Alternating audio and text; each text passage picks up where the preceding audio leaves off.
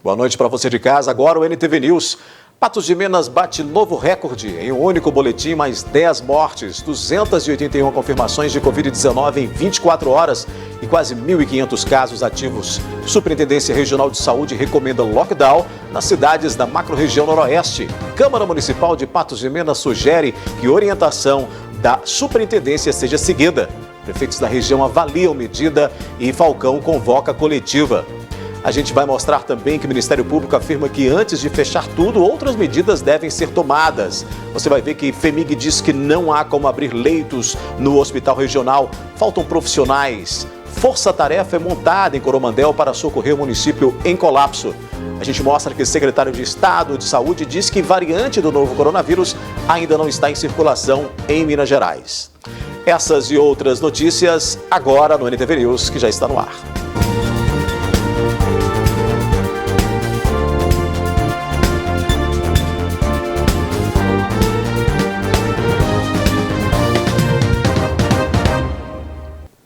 O esgotamento de leitos para o tratamento da Covid-19 chegou a um nível tão alarmante que a Superintendência Regional de Saúde recomendou aos prefeitos da macro-região noroeste que decretem o fechamento total das atividades. O lockdown deveria durar por pelo menos 2 semanas.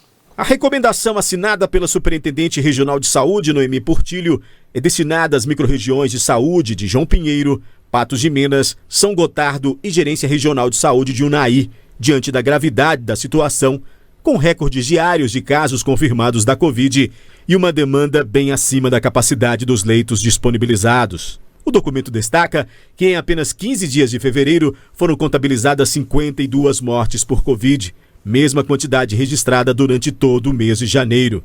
Tudo isso resultando no colapso do sistema público e privado de saúde. Considerando este cenário, a Superintendência Regional de Saúde recomenda aos municípios, na área de sua abrangência, que estabeleçam lockdown por 15 dias. A Superintendência pede que os gestores decretem as medidas necessárias para barrar o vírus, com medidas que incluem, além do fechamento do comércio e atividades não essenciais, a restrição de circulação de veículos e pessoas, exceto os trabalhadores de serviços que não podem ser interrompidos. Algumas cidades da região tomaram medidas logo que receberam orientação da Superintendência Regional de Saúde. Em São Gonçalo do Abaeté, as recomendações serão seguidas. Em Carmo do Paranaíba, haverá toque de recolher.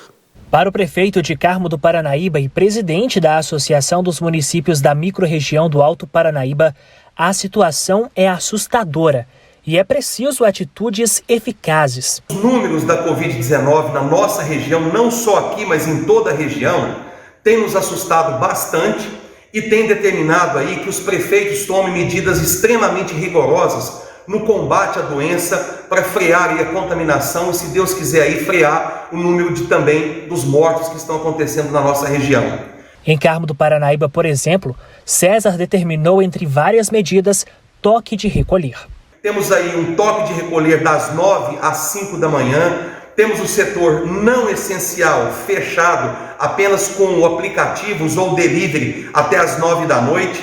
Então, números assustadores. Aquilo que nós falávamos de um pico da doença chegou na nossa região, que determina que todos nós prefeitos possamos atuar em conjunto para frear aí esse contágio dessa doença.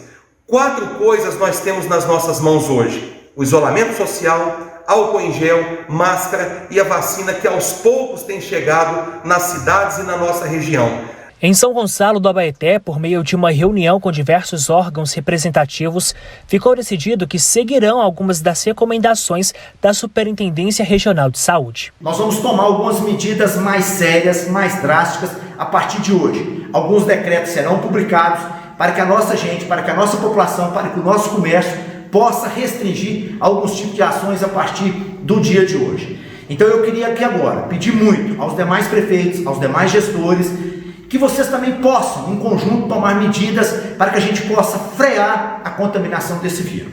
Agora vai aqui um recado também para a nossa gente, para a nossa população. Nós temos visto no dia a dia a preocupação dos prefeitos, das prefeitas, dos secretários, da secretária de saúde e de todas as pessoas envolvidas nesse comitê de combate ao Covid.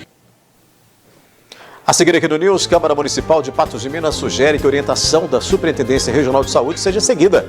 O Ministério Público afirma que, antes de fechar tudo, outras medidas devem ser tomadas.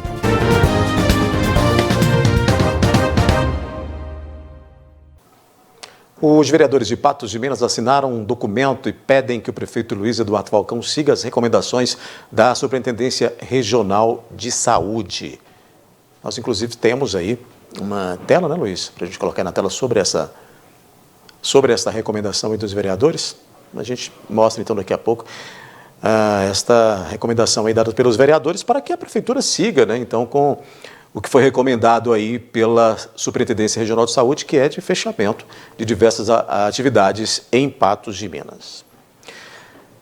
A gente segue então, porque com a gravidade da Covid-19 em Patos de Minas e cidades da região, o Ministério Público entende que antes do lockdown é preciso que outras ações efetivas sejam tomadas no município.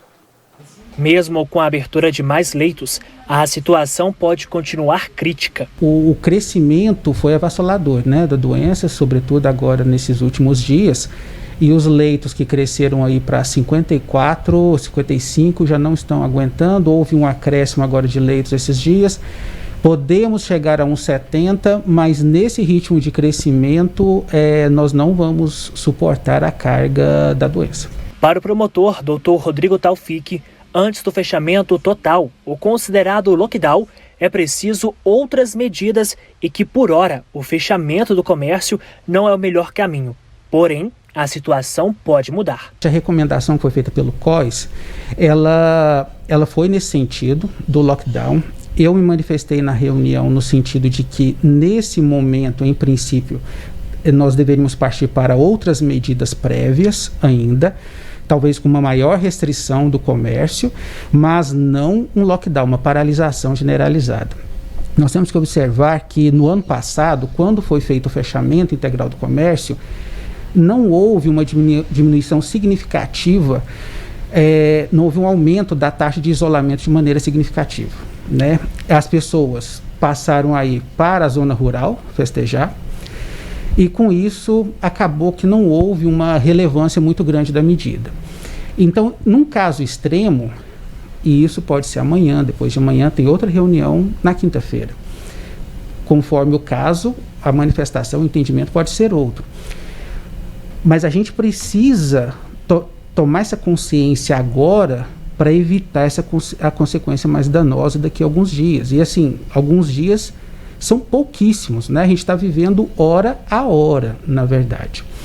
Então, o que a gente está procurando é acompanhar essas medidas da prefeitura, que vem realmente dando uma reduzida nesse movimento, só que o que a gente observou, né? Porque o nosso trabalho é de macro e nós temos uma interligação com todos os promotores aqui da região, até pela coordenadoria das promotorias da saúde também, que nos cabe. Há municípios que venderam em larga escala cerveja para os munícipes daquelas localidades em que a venda estava vedada. Então há necessidade, o prefeito vem chamando a atenção sobre isso na mídia, de haver um ajuste dessas medidas entre os prefeitos, para que haja efetivamente uma utilidade, porque senão acaba que atinge o comércio, mas não resolve o problema. Em um grau de micro-regiões mais preocupantes pela gravidade do avanço do novo coronavírus, está Patos de Minas e Unai. A micro de Patos, naturalmente, tem um número relevante de casos por ter um maior número de pessoas. A micro de Unai costuma também ter um número de casos muito elevado. João Pinheiro costuma ser mais tranquilo um pouco. E São Gotardo fica ali no meio termo. Mas aí, veja, a gente tem que levar em consideração também o número de pessoas, né, em cada região e também esse deslocamento que acaba sendo feito de uma maneira muito mais intensa para a sede da macro. Se não houver redução dos números de pessoas contaminadas, pode ser que haja falta de medicamentos, insumos e até funcionários. Não é só uma questão de número de leitos. Nós temos que pensar que a dificuldade e a estrutura ela é muito mais ampla. Nós precisamos de profissionais, nós precisamos de insumos. Não adianta colocar, eu vou abrir 200 leitos de UTI, mas tem médico, tem enfermeiro. Não adianta nada, pode ter médico, pode ter leito, se não tiver o insumo, acabou. O pessoal tem que entender isso. Já chegou no limite, já lotou. Se abriu vaga é porque está morrendo. O prefeito de Patos de Minas convocou uma coletiva para falar das medidas que irá tomar a partir da crise sanitária e da recomendação da Superintendência Regional de Saúde. O repórter Rafael Ribeiro está na Prefeitura e traz detalhes. Boa noite, Rafael. O que temos de informações neste momento? Olha, essa coletiva de imprensa vai começar agora aqui na sala do gabinete do prefeito Luiz Eduardo Falcão. Foram várias horas de conversa aí para chegar hoje nesse decreto. A gente vai trazer, então, os detalhes a respeito sobre como vai funcionar a partir de agora. O que sabemos é que o lockdown vai ser implantado em Patos de Minas e os detalhes sobre como vai ser esse lockdown a gente vai acompanhar, então, nessa coletiva de imprensa. Inclusive, hoje, no Análise da Notícia, você acompanha também o debate, a discussão em cima dessa nova determinação aqui de Patos de Minas. Lembrando que foi uma recomendação aí, né, da Superintendência Regional de Saúde, juntamente com pedidos de alguns vereadores, né, e que foi aceita, então, aqui em Patos de Minas e também em outros municípios. A gente vai trazer todos os detalhes hoje no NTV News, daqui a pouquinho, para você que acompanha em casa. Portanto, na sequência, daqui a pouco a gente vai falar disso, então, na Análise da Notícia, trazendo informações sobre essa possibilidade da adoção, né, da Prefeitura de Patos de Minas adotar o lockdown, como foi aí sugerido, como foi orientado aí pela Superintendência Regional de Saúde. Na sequência, aqui no News, a gente vai falar de futebol e mostra o ritmo de trabalho da URT para a temporada. E, segunda parcela do IPVA começa a vencer na próxima quinta-feira.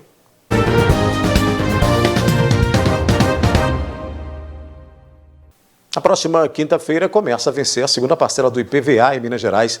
A escala de pagamento segue até 24 de fevereiro.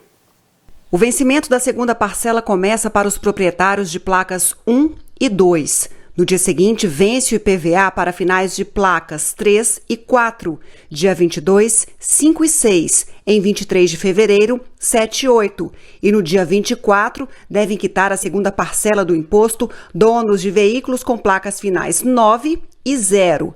Até 31 de janeiro, os pagamentos efetuados somavam 2 bilhões e 800 milhões de reais, quase 44% do total previsto com a arrecadação do IPVA, que é de 6 bilhões e 400 milhões de reais em 2021 em Minas Gerais.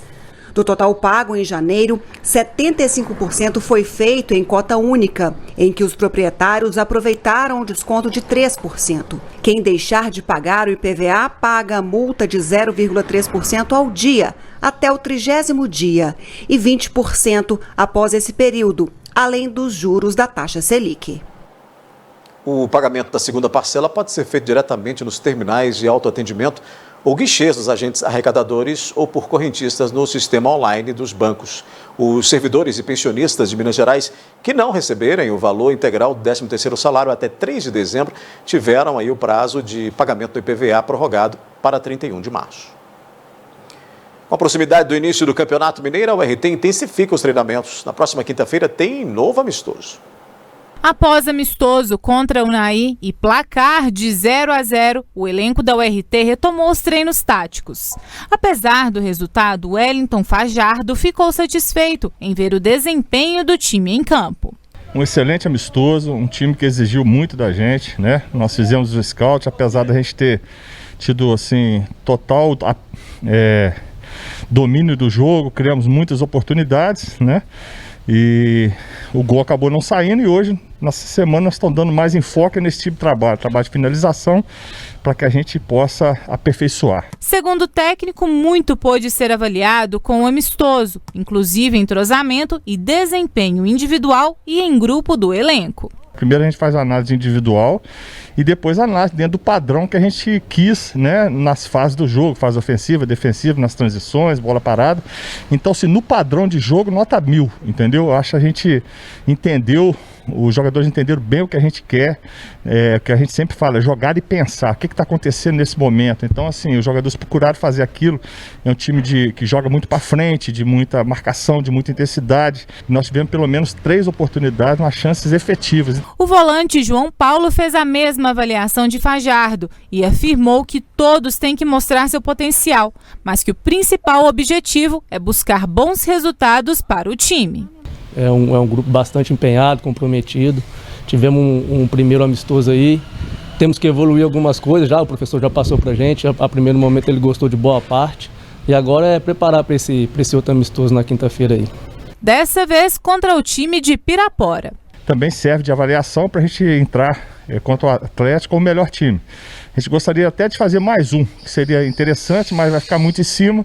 Vamos ficar com esses 2 amistosos e eu tenho certeza que a gente, na continuidade do trabalho, a gente vai colher bons resultados. O elenco esperava mais jogos-treinos, tendo em vista que o primeiro confronto pelo Mineiro acontece em menos de 2 semanas e será contra o Atlético Mineiro. Estamos trabalhando hoje com 26 jogadores, com 3 goleiros, mas esses 23 de linha e os 3 goleiros são jogadores que a gente sabe que na hora que colocar lá, tem condições de enfrentar o Atlético e enfrentar a competição. A gente espera estar preparado, né?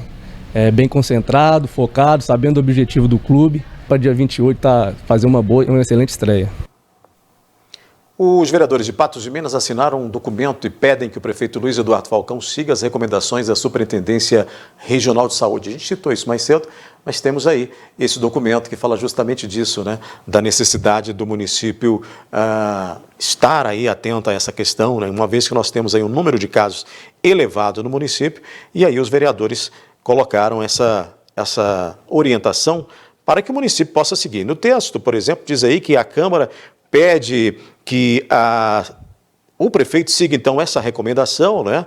Essa recomendação que foi dada não só a Patos de Minas, mas aos municípios da macro-região noroeste para o fortalecimento de mecanismo de prevenção e combate do coronavírus. Nesse sentido, os vereadores, então, neste documento, recomendam ao senhor prefeito que siga as orientações descritas pela superintendência para a prevenção e o contágio, enfrentamento ao contingenciamento da pandemia de coronavírus, ao que couber. Muito bem, aí a gente tem então essa participação, né, ou essa orientação, essa união dos vereadores, pedindo que o prefeito Luiz Eduardo Falcão faça então siga, né, essas recomendações aí dadas pela SRS, uma vez que a gente vai falar disso já aqui no NTV News, vamos falar disso porque teve uma reunião hoje à tarde, o prefeito se reuniu hoje à tarde com o comitê e outros membros do governo, justamente para falar dessa questão, para falar dessas medidas, né, que serão tomadas aí pela Prefeitura de Patos de Minas com a crise sanitária e dessa recomendação. A gente volta já falando da macro-região noroeste e Triângulo do Norte, que continua no vermelho do Minas Consciente. Tem também a nossa análise de notícia. FEMIG diz que não há como abrir leitos no hospital regional, faltam profissionais. Força-tarefa é montada em Coromandel para socorrer o município em colapso. A gente volta já.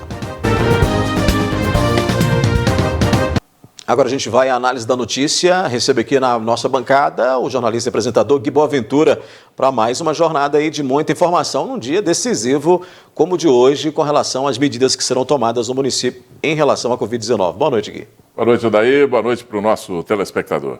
Vamos direto à Prefeitura com o repórter Rafael Ribeiro, que tem mais informações lá sobre essas medidas restritivas, Rafael. Boa noite. Não é momento de ficar divulgando as conquistas da gestão, mas desde o dia 1º de janeiro... Nesse momento temos ali o prefeito falando nesta coletiva justamente sobre essas medidas que devem ser tomadas aí e a possibilidade, inclusive, de um fechamento com o lockdown. Vai representar milhões de reais. Independente da Covid, nós estamos fazendo essa economia. Estamos buscando fazer mais, economizando material de escritório, em tudo que é possível. Vamos rever contratos do município, isso independente da Covid também, para economizar o dinheiro público e aplicar onde mais precisa. E nesse momento é no combate ao coronavírus, é no atendimento da população. Eu divulguei e falei diversas vezes que doaria parte do meu salário. Isso vai ser feito. Isso vai ser feito.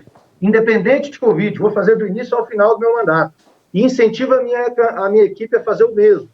Principalmente nesse momento em que a população está sofrendo, a gestão precisa sofrer junto, porque quem paga o nosso salário é o povo de Patos de Minas. Nós estamos fazendo um trabalho incansável aqui. Eu acho que toda a equipe, principalmente de saúde, merece o salário que está recebendo. Pessoas que estão trabalhando muitas horas além do que está em contrato, que estão extenuados, estão trabalhando o tempo inteiro, dormindo pouco, cansados, psicologicamente abalados. Tenho ido quase todo dia no hospital de campanha, tenho visto com os meus próprios olhos o sacrifício que eles têm feito. Mas a gestão está comprometida a dar o exemplo. E não só a equipe que está aqui recebendo o salário tem esse compromisso com a população, eu vou doar parte do meu salário, não tive nem tempo de fazer isso nos últimos dias, definir qual a instituição que merece mais, que precisa mais nesse momento, mas isso vai ser feito, independente de Covid, sempre fiz isso na minha vida, nunca precisei divulgar, mas agora eu vou divulgar. Aos opositores, de plantão, ao pessoal que torce pelo caos, né? Digo que deixem a política de lado um pouco, nesse momento, vamos pensar na população, que, como sempre disse, farei, e a gestão também vai economizar e vai fazer o melhor pela população, muito além do que vocês imaginam, tá? Então, essa é a situação muito grave, os números estão aí, nós temos, eu repito, 280, 250 casos diários, tudo que nós estamos fazendo só pode surtir efeito através da consciência de cada um, só tem uma coisa que pode resolver, é o indivíduo. A prefeitura sozinha não consegue, o indivíduo precisa se conscientizar. Agora eu peço, por favor, que a secretária fale a respeito do cenário aí hospitalar, da vacinação também. Nós temos já mais de 4% da população de Patos vacinada. No estado, essa média é de 1,7%. Então, nós temos feito um bom trabalho. Tem várias regiões do estado que não conseguem a velocidade que nós estamos fazendo aqui. Mas é importante ressaltar, a gente só pode vacinar quando as vacinas chegam. E as vacinas só chegam quando o governo federal destina, passa pelo governo estadual e chega aqui para as cidades. As cidades não têm autonomia para comprar vacina. Mas a nossa velocidade, a nossa efetividade está muito boa. Enquanto o estado vacinou 1,7% da população, em Patos de Minas nós já temos 4% da população vacinada. Tudo que está chegando está sendo aplicado na população com a maior agilidade possível. Bom, boa noite, pessoal. Só complementando. Secretaria de Saúde agora de Patos de Minas vai falar a respeito do cenário epidemiológico aqui de Patos de Minas. Das vacinas, só para continuar no mesmo tema. Assim que as vacinas chegam para nós estamos fazendo um trabalho aí, vocês viram, até em esquema de multirão, para tentar aplicar com a maior agilidade essas vacinas na população destinada de acordo com as fases. Então, assim que a gente recebe mais vacinas, nós já estamos aplicando elas para a gente conseguir uma maior cobertura e, com isso, surtir efeitos também nesses números. Só que a gente sabe que quem está vacinando, ainda recebeu a primeira dose, não pode deixar de se cuidar. Muitas pessoas, às vezes, pensam, já fui vacinado e não preciso mais das medidas protetivas. Da mesma forma que os demais, as medidas ainda têm que ser utilizadas, principalmente o uso de máscara. Então, cuidado com os idosos que foram vacinados no final de semana, eles precisam continuar tendo. A família precisa continuar tendo esse cuidado da mesma forma que tiveram antes da vacinação. Isso é uma coisa que a gente tem que ressaltar, porque muita gente está pensando que foi vacinado, já está imune e não precisa mais manter as medidas de prevenção. Em relação aos números de leitos e casos, vocês viram aí, acho que o cenário epidemiológico, ele fala por si só. Nós aumentamos aí para 20 leitos de UTI na sexta-feira, hoje estamos com todos lotados. Então, nós estamos com os 20 de UTI, os 10 intermediários, os 16 clínicos lotados e pacientes na emergência também esperando. Estamos trabalhando o tempo inteiro para que não ocorra desassistência. Nós não tivemos ainda nenhum paciente, se Deus quiser, não vamos ter, que precisa de atendimento e não conseguiu o atendimento. Nem em Patos, nem na região, que a gente tem que ressaltar que quando fala de leite de UTI, nós somos responsáveis também por atendimento da macro-região. Os números aí que nós tivemos no final de semana foram assustadores. Nós tivemos 52 óbitos em 24 horas no final de semana da região. Isso foi um número total de óbitos que aconteceu dentro de um mês. Então, nós tivemos em um dia. E Patos, os moradores de Patos, não foi diferente. O que nós tivemos mudança de cenário... Porque, portanto, nós temos aí um apanhado, né, que está sendo feito pela Prefeitura nessa coletiva de imprensa que eles marcaram para agora à noite. A gente vê ali, o prefeito falou de questões, né, relacionadas aí a medidas que ele vai tomar, inclusive medidas particulares com relação ao próprio salário. Ainda não temos aí, não foi falado ainda do lockdown ou de quais medidas vão ser tomadas, mas o que a gente tem até agora, e a gente vai continuar lá, o nosso repórter está lá, para acompanhar toda essa movimentação, né, todas essas informações. Do que a gente ouviu, o que você entendeu e qual que é a conclusão que a gente pode tirar das falas, por exemplo, do prefeito, que a gente abriu esse espaço aí para essa coletiva? Bom, em primeiro lugar é o seguinte, o prefeito tem que descer do palanque, né? Usar uma coletiva dessa, num momento desse, para chamar a oposição, para falar para o conversar com a oposição para falar politicamente, para fazer discurso político, isso é um absurdo, né? O prefeito tem que descer do palanque. Não é hora de fazer política, não é hora de discurso político. E tem aquele detalhe, né? Quem não quer ter oposição não entra para a política num país democrático, porque a democracia é feita disso, de entendimento de forças, de disputa de ideias, de discussão e de implantação de ideias. Então, vamos descer do palanque, vamos mudar o discurso, vamos tentar todo mundo puxar por um lado só, porque senão nós não vamos chegar a lugar nenhum. Principalmente se a parte mais importante dessa situação, que é o prefeito, usar esse tipo de discurso. Desce do palanque. Nós precisamos disso. O senhor agora é prefeito. O senhor agora não é mais candidato a prefeito, é prefeito da cidade. Então tem que agir como tal. E um outro detalhe, a questão de doação de parte do salário, eu acho que muito mais importante é a promessa de ser eficiente, de ser eficaz, de trabalhar com eficiência, de buscar entendimento. Isso é que nós estamos precisando nesse momento, de liderança. Dinheiro nem tanto, porque dinheiro vem do governo para essa questão do tratamento, do combate à Covid, vem do Estado e vem da União, inclusive mudaram agora, daqui a pouco eu vou falar sobre isso, mudaram, o Ministério da Saúde mudou a forma de mandar esse dinheiro. A gente vai falar sobre isso hoje aqui. Agora, em relação ao lockdown, a gente fala daqui a pouco também. A gente volta com imagens, então, lá da coletiva, para sabermos se temos mais novidades por lá, Luiz? É possível a gente voltar, então? Para sabermos se temos aí, então, alguma informação nova com relação a essa restrição ou a essas restrições, né, que devem ser tomadas aí pelo município de Patos de Minas. Então, são esses os comércios que não poderão abrir. Os comércios que podem abrir até as 22 horas são os seguintes: alimentação, supermercados, hipermercados, açougues, padarias, feiras livres, cerealistas similares, vedado o consumo de gêneros alimentícios nos locais estipulados. Estabelecimentos de saúde animal também podem abrir, óticas, loja de manutenção de aparelhos celulares, atividades industriais podem abrir, transportadoras, armazéns e oficinas de veículos automotores, atividades de atendimento, agências bancárias e similares, e todos os estabelecimentos que podem abrir continuam a ter que cumprir as regras sanitárias. E no decreto também fica estipulado o toque de recolher das 22 às 5 horas da manhã. Então, o tráfego de pessoas ficará proibido nesse horário. Basicamente, são essas as medidas e a íntegra do decreto já está publicada e à disposição de vocês. Como vai funcionar a fiscalização?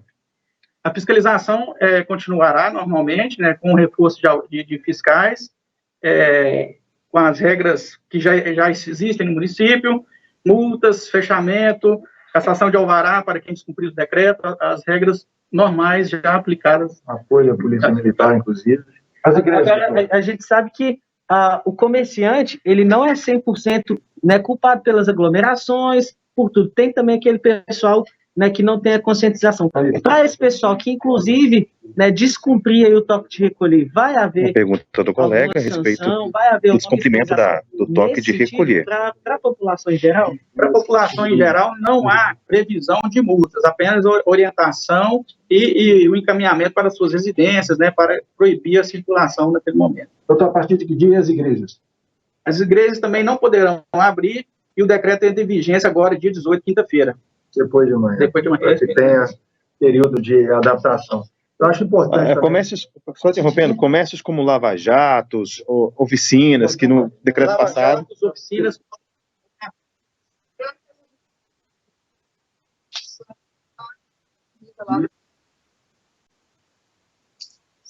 Que não é o lockdown.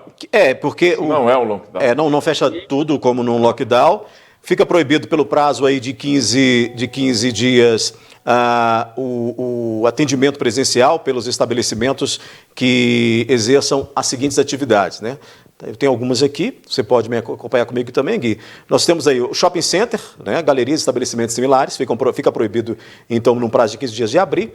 comércio e serviço em geral, incluindo aqueles declarados como essenciais por ato do governo federal e do governo de Minas, quando não tratados de forma especial neste decreto. Bares, restaurantes, lanchonetes, sorveterias, salões de beleza e barbearias, academias de esportes, eu estou lendo aqui o decreto, viu, gente? De todas as modalidades, também não podem abrir, né? Essa determinação aí, por um prazo de 15 dias, fica proibida a abertura também das academias. Atividades presenciais da educação básica, o ensino superior e também os cursos livres estão proibidos. Eventos, convenções, atividades recreativas proibidas, né? Também de acolhimento infantil, de atividades culturais e torneios esportivos. Atividades da construção civil, incluídas as lojas de tintas e de materiais de construção. A construção civil não pode funcionar, é isso? O comércio de materiais da construção civil não pode funcionar, de acordo com o decreto. Temos mais uma parte aqui, Gui, que fala exclusivamente os estabelecimentos referidos no inciso 3º, e aí a gente vai seguir aqui porque tem algumas situações. Serviços de entrega e delivery, proibida a retirada no local e do drive-thru, inclusive aqueles estabelecimentos que já detiverem estrutura física para o comércio da modalidade, ou seja, não pode no local, não pode abrir as portas para entregar esse material, só por drive-thru, né? Aliás, só por delivery, só para entrega. Aos estabelecimentos, aí temos as descrições. Na questão de alimentação, os supermercados, evidentemente, são essenciais, não vão fechar, né? Aí nós temos também, fala da saúde animal, fala das óticas, que também não poderão abrir, né? Aliás, as óticas e lojas de manutenção de celulares, até o prefeito acabou de falar, quando a gente voltou aí, podem funcionar desde que seja um cliente por vez. Não é lockdown, porque o lockdown ele fecha tudo. Fecha tudo. Ele não permite, inclusive, né? Proíbe o trânsito de pessoas nas ruas. Atividades industriais. A lotação máxima de 30% dos veículos utilizados para o transporte próprio de empregados para as atividades industriais. Distanciamento de no mínimo 3 metros, que é aquilo que a gente já tinha visto em outros decretos aí. Fala das transportadoras também. Enfim, a gente tem aqui dezenas de diversos descrições falando decreto que a gente vai, ao longo e a gente vai hoje e amanhã, a gente vai destrinchando, isso aí. E a gente vai postar também no Portal Patujá para que o pessoal que está em casa possa aí acompanhar. Nós temos ele na tela, inclusive, aí, ó. Nós temos ele aí na tela, falando aí disso que a gente estava citando aqui, Gui. Até porque são as letrinhas bem pequenininhas, ele é extenso. É muito grande o decreto. E outra coisa, as pessoas vão nos perdoar, porque é muito grande o decreto e chegou agora para a gente. Está aqui apenas no nosso celular, né? Então, é difícil da gente afirmar, né, tudo que está aqui escrito, contar tudo que está aqui escrito, mas, na verdade, é o seguinte, são restrições que foram impostas pelo decreto, né, e que deverão ser cumpridas. De qualquer maneira, deverão ser cumpridos. Né? É mais ou menos o que explicou hoje pela manhã, aqui no nosso jornalismo, aqui no nosso programa, hoje pela manhã, no começo da tarde, o prefeito de Carmo do Paranaíba. Aqui nós estamos espelhando a decisão que já foi tomada lá em Carmo do Paranaíba. O toque de recolher a partir das 10 da noite, a restrição de funcionamentos de comércios que podem provocar aglomerações, as restrições de eventos, as restrições de bares, restaurantes e etc., né? Só podendo funcionar através do delivery, né? Só através da entrega aí na sua casa. Então, é o que se apresenta para o momento. Já a gente fala sobre isso, analisando para você. Muito bem, a gente vai agora falar de Coromandel, né? Porque a crise sanitária instalada em Coromandel fez com que uma comitiva da Secretaria de Estado de Saúde, profissionais de saúde das Forças de Segurança de Minas Gerais, desembarcassem em Minas Gerais, em Coromandel, né? O município decretou medidas ainda mais rígidas, como barreiras sanitárias e também o toque de recolher. Em Coromandel, os novos casos e mortes por Covid-19 não param. Não há leitos e pacientes têm que ser transferidos para outras regiões do estado. Foram 40 até agora. Colapso verificado de perto por uma comitiva da Secretaria de Estado da Saúde nesta terça-feira. Foi montada uma força-tarefa no município para tentar controlar a situação. Essa força-tarefa ela tem o objetivo de prestar todo o socorro à cidade. Essa é a nossa missão, é isso que nós fazemos, essa é a missão da Força Tarefa Coromandel. Nós trazemos aqui o apoio do Estado para que a cidade e a região consiga ter atendimento a todos. Nesse contexto, nós vislumbramos 2 caminhos. O primeiro caminho é da redução dos casos e o segundo caminho da assistência realmente. Coromandel, assim como a maioria das cidades das macro-regiões Triângulo do Norte, Sul e Noroeste, enfrentam o pior momento de toda a pandemia. Situação já vivenciada por outras regiões mineiras. Já há algum tempo nós tivemos um aumento de casos, que alguns chamam de segunda onda. Isso no estado como um todo, esse aumento de casos, ele começou primeiro na região leste, região de Governador Valadares, Vale do Aço, a sudeste, que também fica mais ao leste. Depois houve uma migração para o centro do estado e agora nós estamos vendo a chegada aqui no Triângulo Noroeste, que seria o oeste do estado. E para conter o avanço da doença, é preciso agir.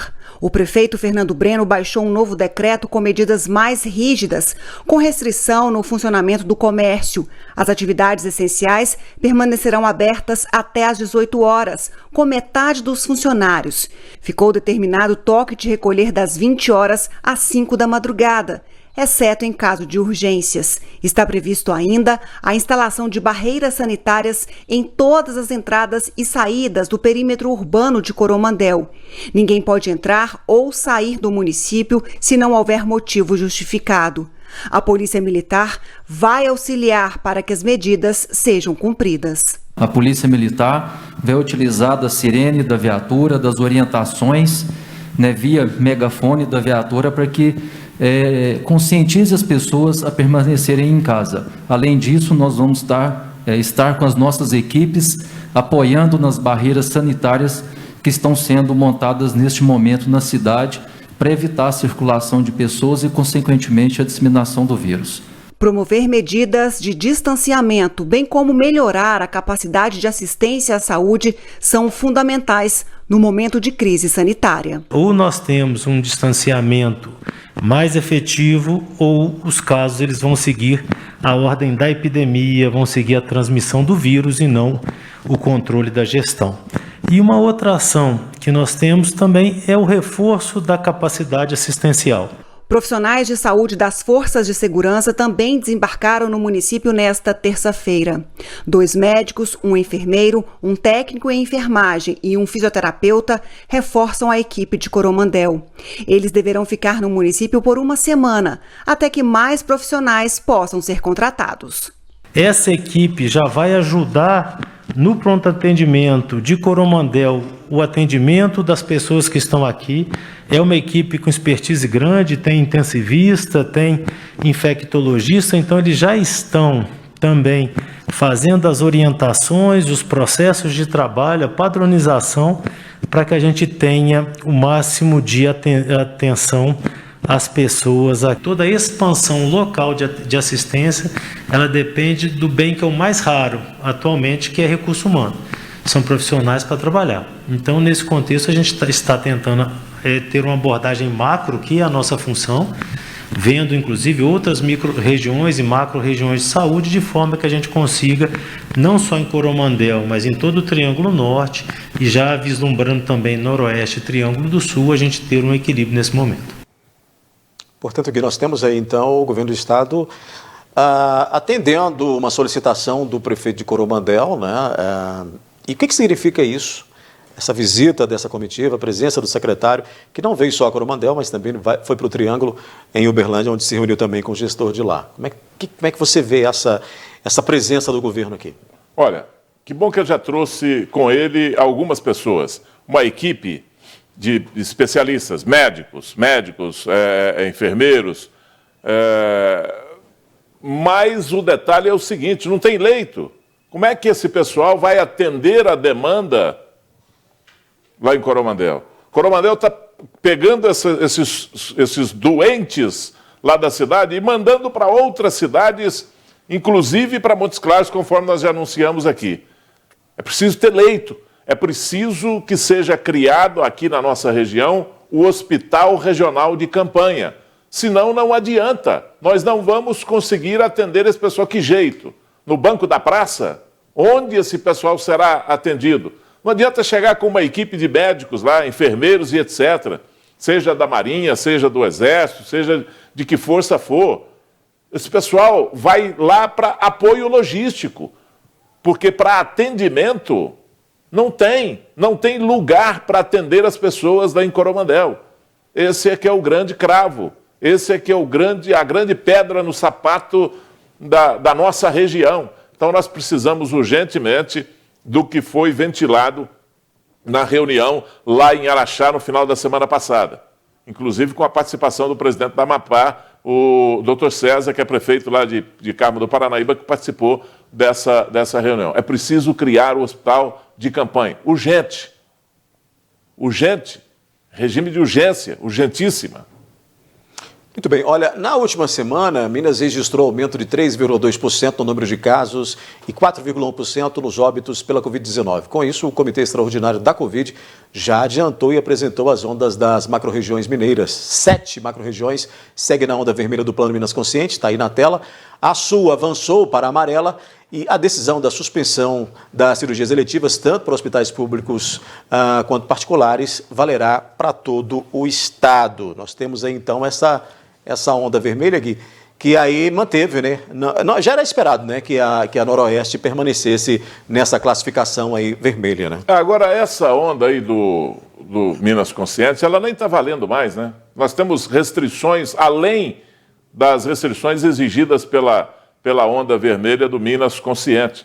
A nossa região está tomando essa providência. Eu estou sabendo de Carmo do Paranaíba e de Patos de Minas. Falamos hoje pela manhã com o prefeito de Lagoa Formosa, o Edson Machado Didi, e ele nos respondeu que estava esperando o prefeito Falcão tomar uma decisão para ele espelhar para Lagoa Formosa.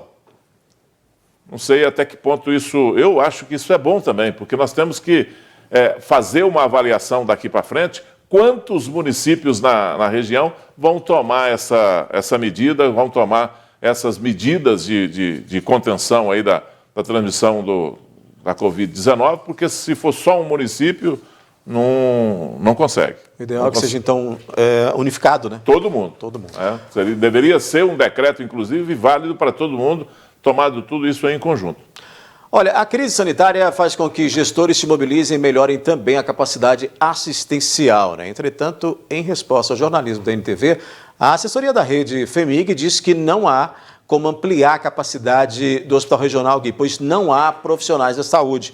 Nós temos essa tela aí justamente com essa resposta, né? No entanto, a oferta de leitos está normalmente relacionada à capacidade de contratação emergencial e temporária de profissionais por meio de chamamento público. Ou seja, apesar dos esforços, a FEMIG diz aí que não há como ampliar a capacidade de leitos no Hospital Regional, Gui. Olha, fisicamente isso já está comprovado já. Isso aí já foi declarado pelos próprios médicos, pelas próprias pessoas que trabalham no Hospital Regional, pela direção do Hospital Regional. Não tem espaço físico para ser criada essa estrutura para novos leitos no Hospital Regional. Então, não adianta bater em ferro frio. Ou é preciso criar um hospital de campanha do Estado, mantido pelo Estado, e aí deveria ser um hospital regional, que é o que a gente imagina que pode salvar essa situação, ou conveniar com outros hospitais. Quais os outros hospitais? Qual o hospital que não está lotado ou superlotado na rede privada? Já está com a sua capacidade de atendimento esgotada. Então, a possibilidade de melhorar essa situação é só uma. A saída é só uma. Criar novos leitos. Como? Na estrutura existente? Não cabe. Então, tem que criar um hospital de campanha que é o mais viável, pelo menos o que a gente pode observar a curto prazo. A gente faz uma rápida parada aqui, Gui, e depois do intervalo, o secretário de Estado de Saúde disse que variante do coronavírus ainda não está em circulação em Minas Gerais e casos de Covid na região atingem topo, mas casos não devem aumentar mais, prevê o governo. O secretário de Estado de Saúde disse hoje que é normal que os pacientes que foram transferidos de Manaus para Uberaba estejam contaminados com a nova variante do coronavírus, que, entretanto, a nova cepa ainda não está disseminada pelo Estado. Até agora não há nada, nenhuma evidência que a gente possa falar que a variante esteja circulando em Minas ou seja proveniente desses casos. Isso eu acho que é importante nós alinharmos essa informação. Por quê? O fato de se identificar a variante nos pacientes que vieram do Amazonas sob o controle sanitário, restritos a leitos definidos, né? Isso daí não quer dizer que esteja circulando. É possível que essa variante do Amazonas, assim como outras, já estejam circulando de uma forma global no país. Até o momento não há evidência nenhuma, inclusive o acompanhamento que a FUNED tem feito de sequenciamento genético, que nós tenhamos uma outra variante circulando no estado. Pode haver, pode acontecer, mas para isso nós precisamos provar primeiro. Vamos falar dos casos de Covid, porque Patos de Minas bateu um novo recorde em um único boletim. 11 mortes confirmadas, 281 confirmações de Covid-19 em 24 horas e quase 1.500 novos casos. A gente realmente aí, até mais cedo a gente tinha 125, agora já temos 126, portanto, aí, óbitos registrados em Patos de Minas. Em relação a ontem, então, portanto, são mais 11 novos casos e mais de 280 casos confirmados. Então, óbitos subindo, casos subindo, a situação realmente chega a um ponto em que precisa de medidas enérgicas, né? É uma situação que a gente sabe, tem consciência total que esse número aí é subnotificado. A gente não sabe por que cargas d'água ou por quais são os motivos que esses números são subnotificados, mas que são subnotificados, são. Hoje eu estava ouvindo, inclusive, um profissional lá da atendente lá do hospital de campanha, e ele estarrecido, horrorizado com as pessoas, contando, inclusive, óbitos e que a gente não deu conta de contabilizar, sabe? E então esses números são defasados. Isso nos preocupa porque a gente não sabe por que esses números... porque a contabilidade não está dando conta ou é porque é necessário encolher um pouco esses números? Nós temos que entender que a população tem que saber o que está acontecendo na realidade. Se for só esses números aí, ótimo, mas... pela nossa contabilidade aqui, pelo que a gente acompanha, esses números são subnotificados e isso nos preocupa. Pois é, Gui, nós temos também o comparativo que a gente faz da estrutura hospitalar, vamos colocar aí na tela também esse comparativo, que é o comparativo também de casos dessa taxa de ocupação hospitalar também entre ontem e hoje, que precisa de muito cuidado, porque é isso aí que é o problema, é isso que causa, inclusive, o fechamento de estabelecimentos, né? Sim, nós temos hoje, agora, nesse momento... o resumo total de Covid em leitos públicos e privados, ali em torno de 206% nos leitos clínicos e 154%. Hoje pela manhã estava 200% nos leitos de UTI. Hoje pela manhã. Esse número, claro, que varia durante o dia, durante o período, ele tem que ser acompanhado constantemente. E eu entendo mais esse número aí, esse percentual me dá mais uma amostra da realidade do que os números absolutos. Então esse percentual aí é uma radiografia mais fiel da nossa situação e que agora o que se apresenta é esse decreto do prefeito. Se não tem algo melhor, esse decreto nós precisamos seguir. E seguir o decreto não é de brincadeira, não. Tem que todo mundo agora puxar por um lado só, eu não canso de falar isso, e obedecer o decreto, porque é o que se apresenta, é a solução que conseguiram apresentar para Patos de Minas nesse momento, para a nossa região. Então é isso que nós temos que nos agarrar, dos males o menor. Isso aí vai nos ajudar a sair dessa situação. Pois é, e aí nós temos um resumo, Gui, desse decreto, né, acatando a recomendação da Secretaria de Saúde de Minas Gerais, restringindo por 15 dias o funcionamento presencial das atividades não essenciais e a circulação de pessoas sem justificativa, com o toque de recolher das 22 às 5 da manhã. As novas regras proíbem, inclusive, o acesso de todos os cidadãos a praças e parques municipais, abrangendo as pistas de caminhada situadas nas orlas da Lagoa Grande e da Lagoinha. As medidas estão normatizadas no decreto que entra em vigor na próxima quinta-feira, ou seja, com validade até 4 de março.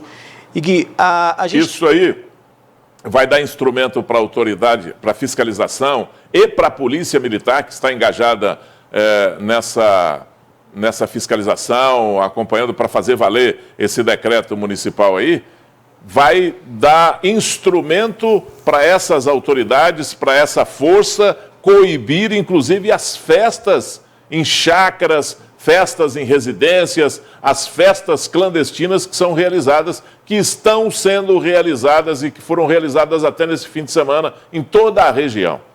Pois é, um questionamento que, inclusive, percebendo vários aqui no meu celular, por mensagens de comerciantes, falando dessa questão aí do fechamento de um comércio que há um ano vem sofrendo com essa situação, né? Não de uma restrição de estar com setores fechados, mas de uma restrição realmente de pandemia, de dificuldades e que agora vai ficar fechado. Comércios que não aglomeram, comércios que são pequenos comércios que sobrevivem ali do que vendem e que vão penar muito numa situação como essa. A gente tem que abrir esse parêntese para esse comerciante que realmente ele vai sofrer muito com essa dificuldade, uma vez que se já vinha ruim, agora a situação vai ficar bem mais complicada com um período aí mais prolongado de fechamento. Questiona, inclusive, esses comerciantes questionam, inclusive, a questão desse fortalecimento dessa nossa estrutura, falando, inclusive, da demissão de profissionais da saúde, falando da questão lá da UPA também, e questionando todas essas situações que chegamos a culminar num problema como esse. É verdade. Agora é o seguinte, a gente tem que analisar da seguinte forma. Decisões administrativas tomadas até então prejudicaram a não renovação de contratos de profissionais, a retirada do atendimento lá da UPA, a acumulação do atendimento lá na clínica de especialidades, chama isso mesmo, né? Sim. Lá onde está o hospital de campanha, a mistura desse atendimento lá naquele local, quer dizer, tirou a mistura da UPA, levou a mistura lá para o hospital de campanha, centralizou tudo ali, mandou gente embora, economizou, vamos fazer melhor ou vamos fazer mais com menos, e isso não deu certo, né? Sorte é que esses profissionais que não tiveram seus contratos renovados, foram substituídos imediatamente por uma força de momento e por um chamamento aí da prefeitura, resolveu-se esse problema. Então, tudo isso colaborou para levantar essas dúvidas, para servir de argumento agora para quem não deve fechar, para quem não pode fechar, para quem está com medo de fechar suas portas e não dá conta de pagar as suas contas. Esses empresários vão contra-argumentar, com certeza, esse decreto. Agora, tem outra coisa? Se é isso que se apresenta, se é isso que conseguiram fazer até agora, é isso que nós temos que seguir. É esse o caminho, é só esse caminho que nós temos, Odair. Não temos outro, por enquanto. Pois é, a gente falou aqui ainda há pouco sobre esses mais de 200 casos novos registrados em Patos de Minas, mais um dia com recorde. Casos atingiram o topo, mas o secretário de Estado de Saúde, que esteve em Coromandel hoje, disse acreditar que eles não devem aumentar. A tendência é que nós estamos no topo, ou seja, não parece no momento que nós vamos continuar tendo aumento significativo de casos, mas igual eu conversei com o Guilherme, não tem sinalização ainda de queda. Então nós temos que nos preparar.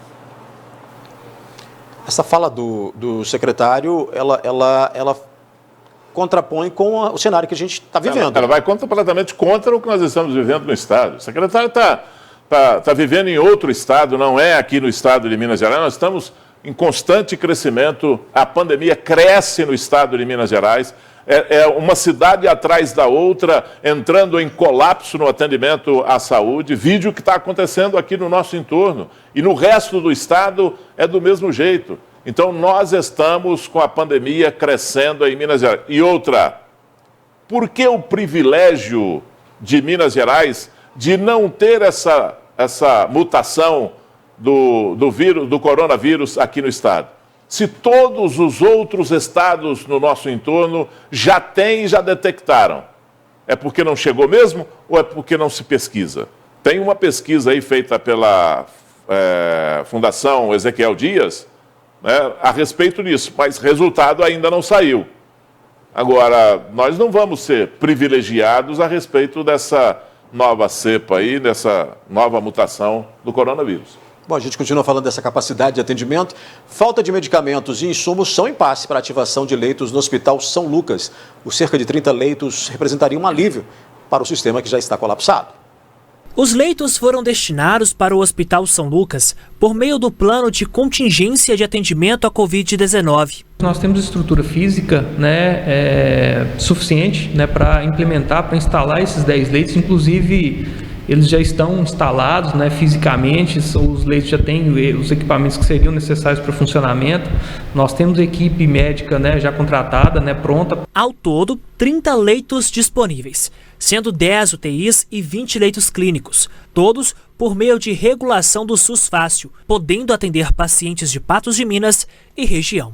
Os leitos deveriam ser habilitados nesta sexta-feira, mas não foram garantidos insumos e medicamentos. Nós temos algumas restrições em relação ao financiamento, E hoje nós não temos condições efetivamente de fazer a aquisição, nesse momento, de insumos e medicamentos.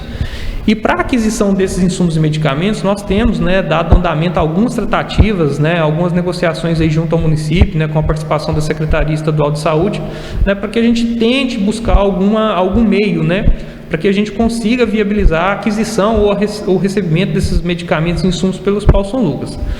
Enquanto os 30 leitos ficam desocupados e sem funcionar, a Prefeitura preferiu abrir apenas 7 UTIs no hospital de campanha. Devido a alguns entraves do Hospital São Lucas com compra de insumos e a nossa urgência da superlotação dos últimos dias, realmente o esgotamento dos leitos, tanto públicos quanto particulares, na nossa macro-região inteira, o município, pela urgência, decidiu abrir esses leitos lá dentro do hospital de campanha, porque a gente já tem os insumos, nós fizemos o processo seletivo, já conseguimos contratar o pessoal para trabalhar, então pela urgência nós colocamos lá dentro do hospital de campanha esses leitos a mais.